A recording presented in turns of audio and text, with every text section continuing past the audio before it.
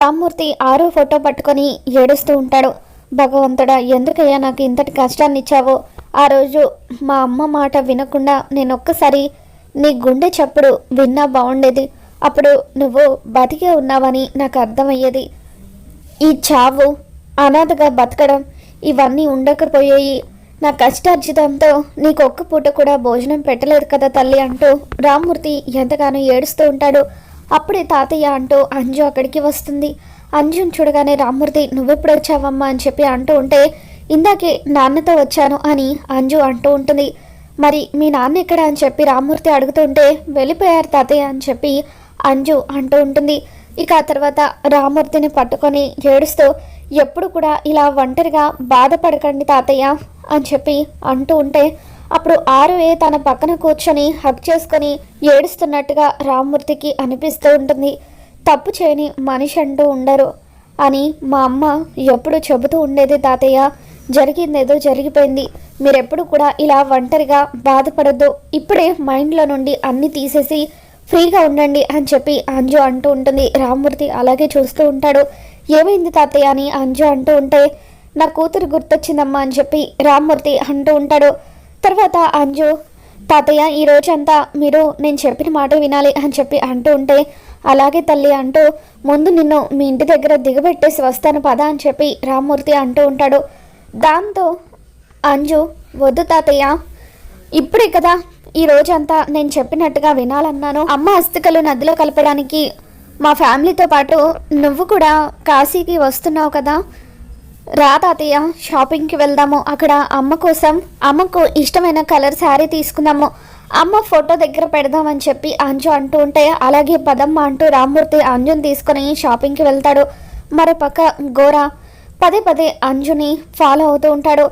ఆత్మ ఆత్మ అని చెప్పి అలా గోరా మారు వేషంలో రామ్మూర్తి వాళ్ళను ఫాలో అవుతూ ఉంటాడు. ఈ ఆత్మ తన తండ్రిని వెతుక్కుంటూ ఇక్కడికి వచ్చిందనమాట. వెంటనే ఈ ఆత్మని బంధించేస్తాను అని చెప్పి అలా ఘోర వికృతంగా నవ్వుతూ రామ్మూర్తి వాళ్ళను ఫాలో అవుతూ ఉంటాడు. ఇక అంజు రామ్మూర్తిని తీసుకొని వెళ్తూ దారి మధ్యలో స్వీట్ షాప్లో ఆగుతుంది.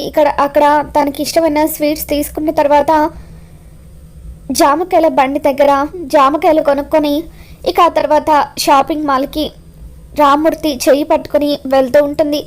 మరోపక్క అంజు ఎక్కడ కనిపించకపోవడంతో అమర్ వాళ్ళు అందరూ కూడా అంజు కోసం వెతుకుతూ ఉంటారు. అందరి ముందు బాగి మీద మనోహరి మండిపడుతూ, పిల్లలను జాగ్రత్తగా చూసుకోవాలని కూడా నీకు తెలీదా అని చెప్పి అరుస్తూ ఉంటుంది. తర్వాత అమర్ బాగితో, మిస్సమ్మ అందరూ ఉన్నా కూడా అంజు ఇంట్లో నుండి వెళ్ళిపోయిందంటే అందులో నీ తప్పేమీ లేదు, నేను వెళ్ళి అంజు ఎక్కడుందో తెలుసుకుని వస్తాను అని చెప్పి అమర్ బయటకు వెళ్ళిపోతాడు. మరోపక్క మనోహరి ఆ గోరా కానీ అంజుని కిడ్నాప్ చేసి ఉంటాడా అని చెప్పి ఆలోచిస్తూ గదిలోకి వచ్చి గోరాకి ఫోన్ చేస్తూ ఉంటుంది. గోరా, అంజు కనిపించడం లేదు, నువ్వు కానీ కిడ్నాప్ చేసావా అని చెప్పి అడుగుతూ ఉంటే, అప్పుడు గోరా, లేదు నేను కిడ్నాప్ చేయలేదు, అయినా ఆ ఆత్మ ఇంట్లో లేదంటే బయట ఉండొచ్చు, లేదంటే నా కళ్ళెదురుగా కూడా ఉండొచ్చు అని చెప్పి అంటూ ఉంటాడు. నీ కళ్ళెదురుగా అంటే కొంప తీసి అంజు నీ కళ్ళ ముందే ఉందా అని చెప్పి మనోహరి అంటూ ఉంటుంది. అవును, ఆ ఆత్మ నాకు 3 అడుగుల దూరంలో ఉంది అని చెప్పి ఘోర వికృతంగా నవ్వుతుంటే, వద్దు ఘోర, అమర్ అంజును వెతకడానికి బయటకు వచ్చాడు. పొరపాటున అమర్ కంట పడ్డావంటే చావు నీకు పరిచయం చేస్తాడు. గతంలో ఏం జరిగిందో గుర్తుంది కదా అని చెప్పి మనోహరి అమ్మో కిడ్నాప్ విషయంలో ఏం జరిగిందో గుర్తు చేస్తుంది. అయినప్పటికీ ఘోర మాత్రం మనోహరి మాటలు పట్టించుకోకుండా ఫోన్ కట్ చేస్తాడు. ఈ ఘోర ఒకడు అంజుని కానీ కిడ్నాప్ చేస్తూ పొరపాటున అమర్కి దొరికిపోయాడంటే ఇక అంతే అంటూ మనోహరి టెన్షన్ పడుతూ ఉంటుంది. మరో పక్క బాగి రామ్మూర్తికి ఫోన్ చేస్తుంది. అదే టైంలో రామ్మూర్తి అంజు ఇద్దరు కూడా షాపింగ్ మాల్లో ఉంటారు. నాన్న, ఉదయం నుండి అంజు కనిపించడం లేదు, ఆయన వెతకడానికి వెళ్ళారు అని చెప్పి బాగి అంటూ ఉంటే, అంజు నా దగ్గరే ఉందమ్మా, ఉదయం మన ఇంటికి వచ్చిందని రామ్మూర్తి అంటాడు. అవునా, అయితే నేను ఆయనకు ఫోన్ చేసి మన ఇంటికి వెళ్ళమని చెప్తాను అని బాగి అంటూ ఉంటుంది. వద్దమ్మా, మేము ఇంటి దగ్గర లేము, అమ్మాయికి చీర తీసుకోవడానికి షాపింగ్కి వచ్చాము, అలాగే నీకు కూడా చీర తీసుకుంటున్నానని చెప్పి రామ్మూర్తి అంటూ ఉంటాడు. దాంతో బాగి స్పీకర్ ఆన్ చేసి మాట్లాడుతూ ఉంటే, ఇప్పుడు ఎందుకు అన్నయ్య గారు అవన్నీ అని చెప్పి నిర్మలమ్మ అంటూ ఉంటుంది.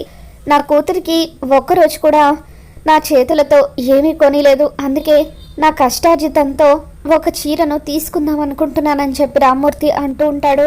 అయినా ఆ పొట్టిది ఇంట్లో ఎవరికి చెప్పకుండా అలా ఎలా అక్కడికి వెళ్తుంది, అది వచ్చిన తర్వాత దాని సంగతి చెప్తానని సదాశివం గారు అంటూ ఉంటారు.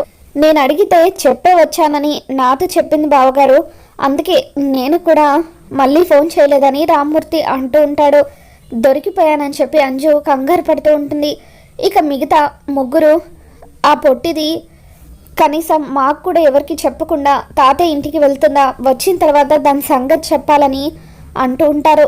ఇక బాగి సరే నాన్న, ఆయనకి ఇప్పుడే ఫోన్ చేసి అంజు మీ దగ్గర ఉందన్న విషయం చెబుతానంటూ ఫోన్ పెట్టేశాక అమర్కి ఫోన్ చేస్తుంది.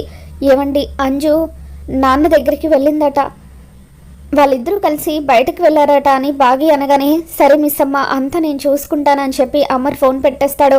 తర్వాత రాథోడ్ ఏమైంది సార్ అని చెప్పి అమర్ని అడుగుతూ ఉంటే ఏం లేదు రాథోడ్, అంజు రామ్మూర్తి గారి ఇంటికి వెళ్ళిందట, ఉదయం ఆరు ఫోటో చూసి బాధపడుతూ ఉంటే నేనే మందలించాను, అందుకే ఏమైనా అలిగి వెళ్ళిపోయి ఉంటుందా అని చెప్పి అంటూ ఉంటే ఏంటి సార్ మీరు, అంజు పాప ఏదైనా తిడితే దులిపేసుకొని వెళ్ళే రకం, కానీ ఇలా దాన్ని తలుచుకొని బాధపడే రకం కాదని చెప్పి రాథోడ్ అంటూ ఉంటాడు. నేను ఆలోచిస్తుంది ఆ విషయం గురించి కాదు రాథోడ్, అసలు అక్కడ ఉన్నది అంజుయేనా అని నేను అనుమానిస్తున్నాను. ఒకవేళ అంజులోకి ఆరు ఆత్మ కానీ ప్రవేశించిందా అని చెప్పి నాకు అనుమానం వస్తుందని చెప్పి అమర్ అనగానే ఇక రాథోడ్ షాక్ అవుతూ ఉంటాడు. మరో పక్క రామ్మూర్తి అంజు ఇద్దరు కూడా షాపింగ్ పూర్తి చేసుకొని బయటకు వస్తూ ఉంటే ఇక గోరా అక్కడే అంజుని కిడ్నాప్ చేయాలని చెప్పి కాపలా కాస్తూ ఉంటాడు. మరో పక్క గుప్తా ఇంటి దగ్గర అంజు కనిపించకపోవడంతో టెన్షన్ పడుతూ ఈ బాలిక నేను ఎంత చెప్పినా వినకుండా ఎక్కడికో వెళ్ళిపోయింది, ఆ ఘోర ఏమో ఈ బాలికను బంధించడానికి ఎదురు చూస్తున్నాడు అని చెప్పి టెన్షన్ పడుతూ ఉంటాడు. మరి మొత్తానికి అమర్కైతే ఆరు ఆత్మకు శరీరంలోకి ప్రవేశించే శక్తి ఉందని తెలుసుకున్నాడు. మరి రాబోతున్న ఎపిసోడ్లో ఏం జరగబోతుందో మళ్ళీ మన ఛానల్లో తెలుసుకుందాం. ఈ వీడియో మీకు నచ్చినట్లయితే తప్పక లైక్ చేయండి.